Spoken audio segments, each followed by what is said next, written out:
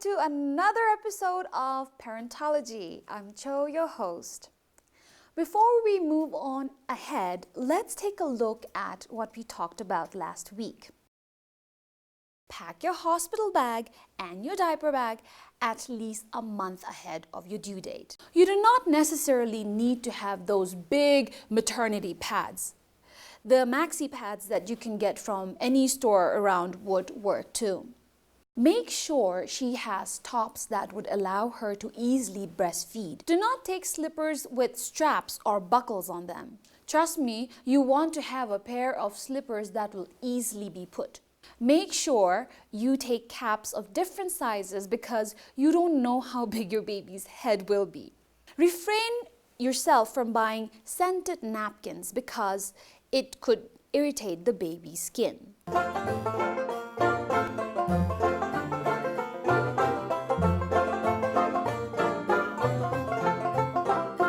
If you have missed our previous episodes, you can watch them all on YouTube under the channel name BBS Channel 2.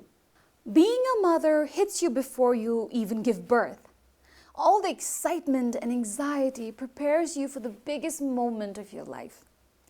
It is pretty easy to get caught up in all this and sometimes overdo it. Before, it was looked at as taboo to prep for the baby.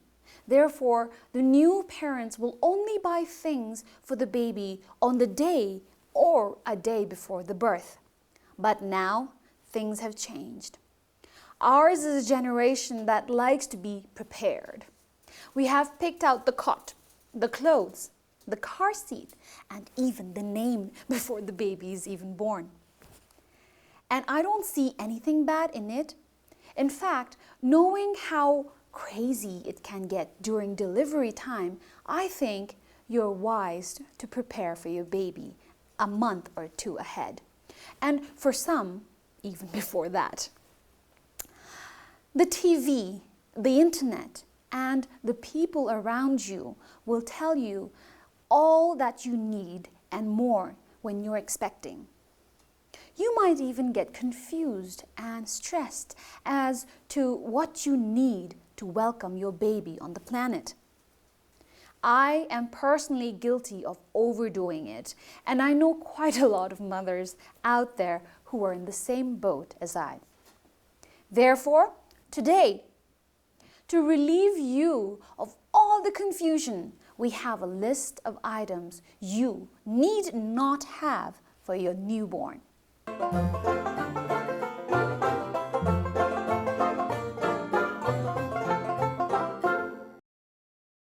Number 1, cot.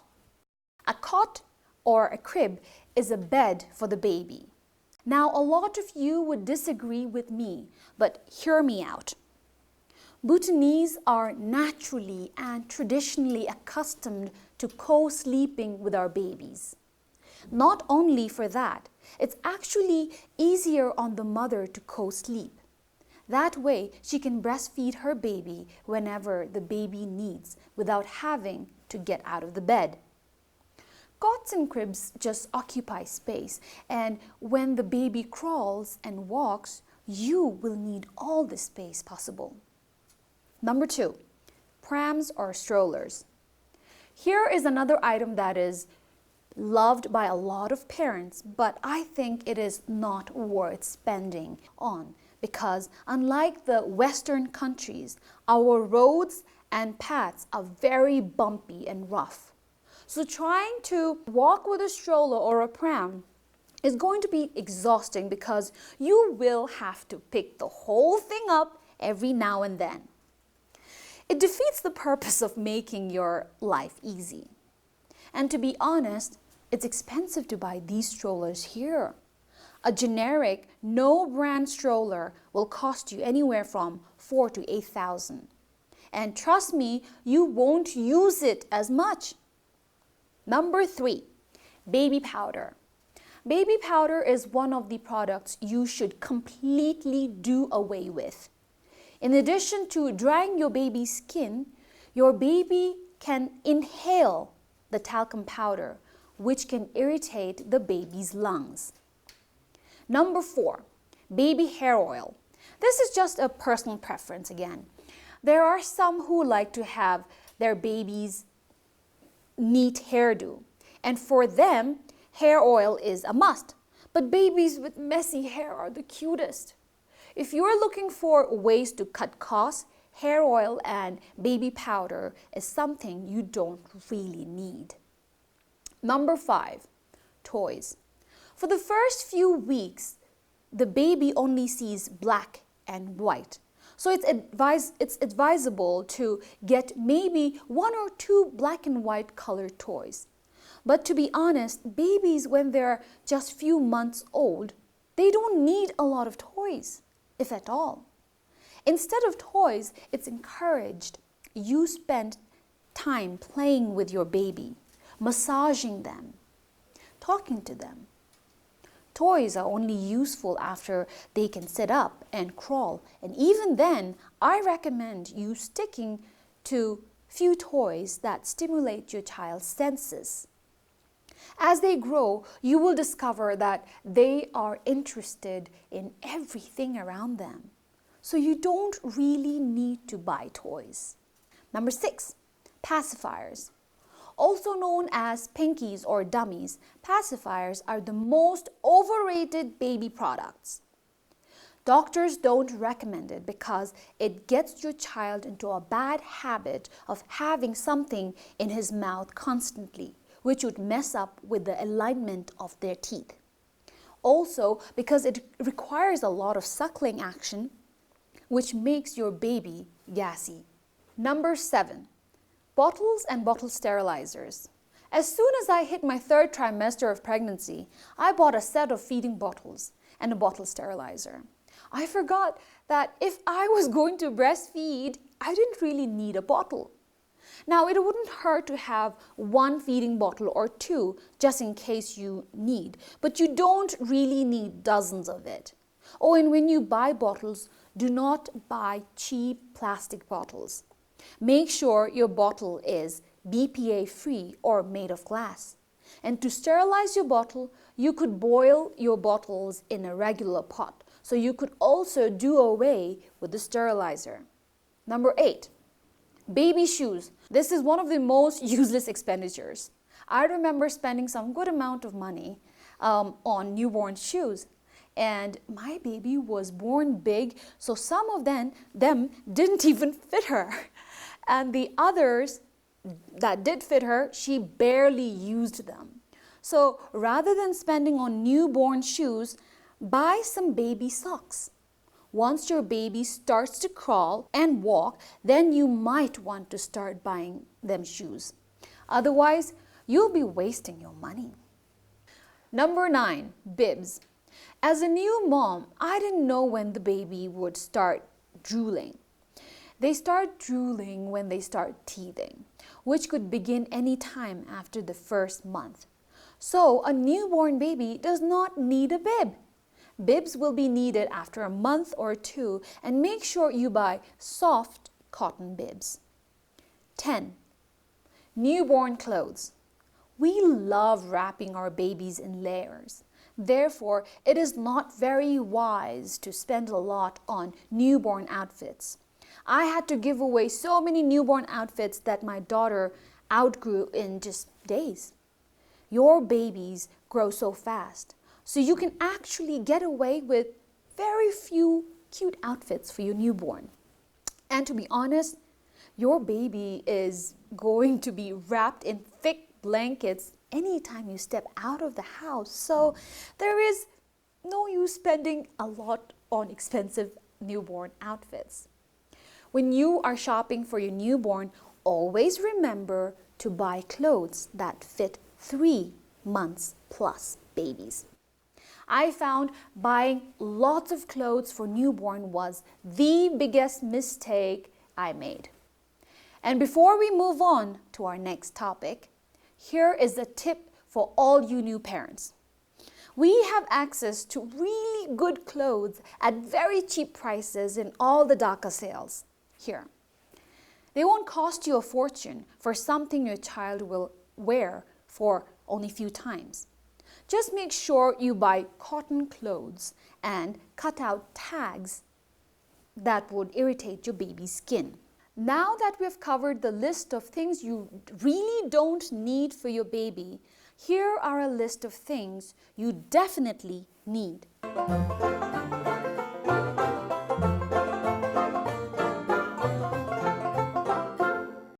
1. Cotton nappies.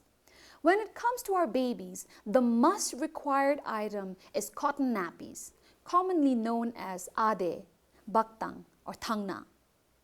These multi-purpose cloths can be used as diapers, swaddles, burp cloths, cover-ups, and wraps. Cheap and easily washable, this is something you cannot do without. Even if you use ready-made diapers, nappies are something you want to have in your closet.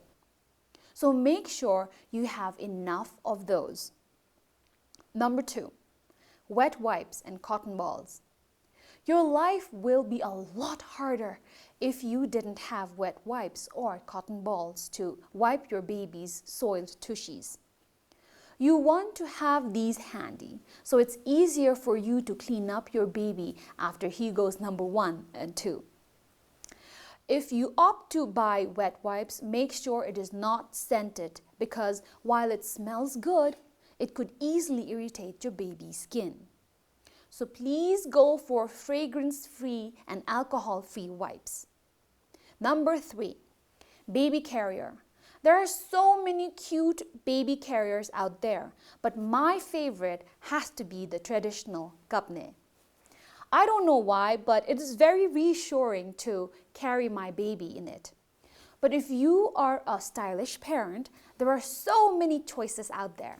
Just make sure you do your research and buy a carrier that doesn't hurt your baby and impact his body posture. Also, you want to buy something that guarantees safety of all things. Number 4, baby seat or baby chair.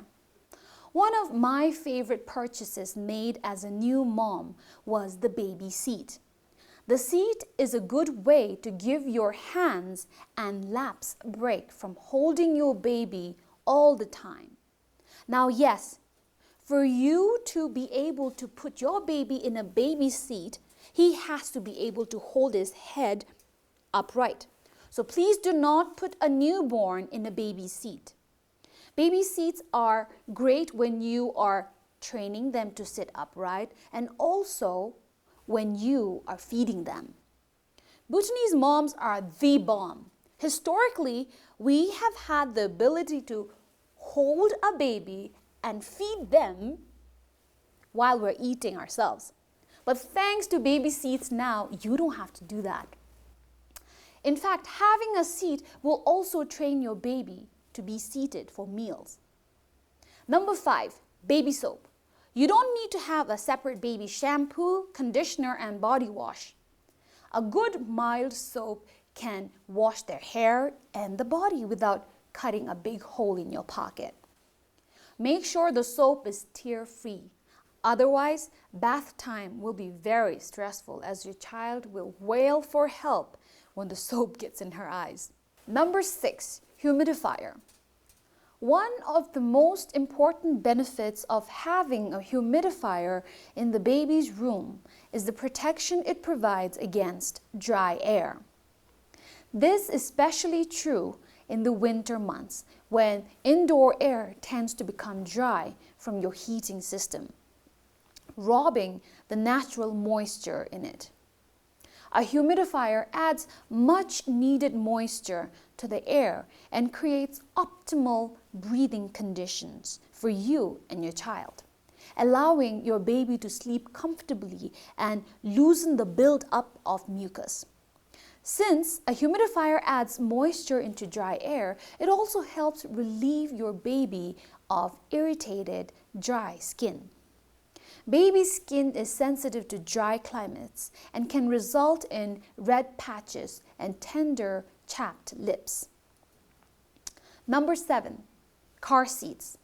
Probably one of the most expensive things you will buy for your baby, but I found it to be the most useful thing, especially for a single parent out there who has to drive alone with the baby. The important thing is you have to use the car seat at the earliest, because if you introduce the car seat when your baby is a toddler, or if you are inconsistent with the use of the car seat, she will take time to get used to being strapped put in one place in the car, which means she will put up a fight and cry. In countries like USA, you are not allowed to take your newborn baby from the hospital to your home unless you have installed a baby car seat in your car. And children under the age of 13 are not allowed to sit in the front seat of the car. They are to ride properly buckled in the back seat on every trip. Situation has been a little different in this country. Bhutanese babies usually travel on the laps of their mothers while their dads drive. As they grow, they find the liberty to move around just about anywhere in the car, which is actually really dangerous. But now, with women growing more and more independent and driving more than ever, we do not have the luxury of holding our babies in our arms every time we travel with them. There are times we have to drive alone with the baby, and the safest way to do that is with a car seat. And even when there are others in the car who could hold your baby, the car seat is the best way to travel. This is why I believe car seat is a must-have for your baby. 8. Petroleum jelly. One of the best products for your child is petroleum jelly. Best for dry skin and with no fragrance, products like mp4 and baby Vaseline will help with your baby's dry skin. You do not need to spend money for your baby's face cream or lotion. This jelly is fit both for face and body and even rashes too. Number 9, baby oil. Babies love massages and it is good for them. Touching your baby reassures them and helps them realize their own body. So instead of baby lotion, buy baby massage oil or mustard oil, olive oil, or coconut oil to give them a good massage every week. Remember to use pure and virgin oil that is free of scent again. Number 10, breast pump. Breast pumps help you draw excess milk out of your breast, but it is also quite useful to stimulate the breast during the first few days to produce milk for your newborn. So it is definitely something you will want to buy ahead and bring to the hospital too. Number 11, ready-made diapers. Last but not the least, diapers make the list of must-haves for your baby. While cloth nappies do the job, these diapers are great especially at night. New parents have a lot of laundry every day, and it is mostly those nappies. Ready-made diapers lessen the load of washing you will have to do daily. These are the bare necessities for babies. Now there are also products that lie in between bare necessities and absolutely not needed items. And here are those products.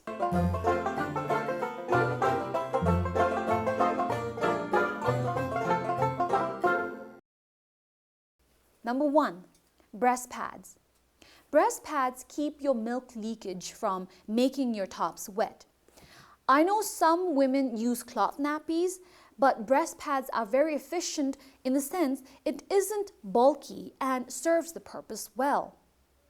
But it is definitely something that you will not use for more than a month or 2 at max. So to be honest, you won't need more than just a box or 2 of breast pads. Therefore, if you want to buy those, do not buy a bulk of them. Number 2, nursing pillow. A breastfeeding pillow or a nursing pillow is a pillow specially designed for the breastfeeding mother. Breastfeeding pillow comes in a variety of styles and designs and are made to help you support your baby in the proper position for breastfeeding. Now, yes, it's convenient to have a nursing pillow, but you don't need to spend money on those. In fact, you could use any ordinary pillow to prop your baby to breastfeed.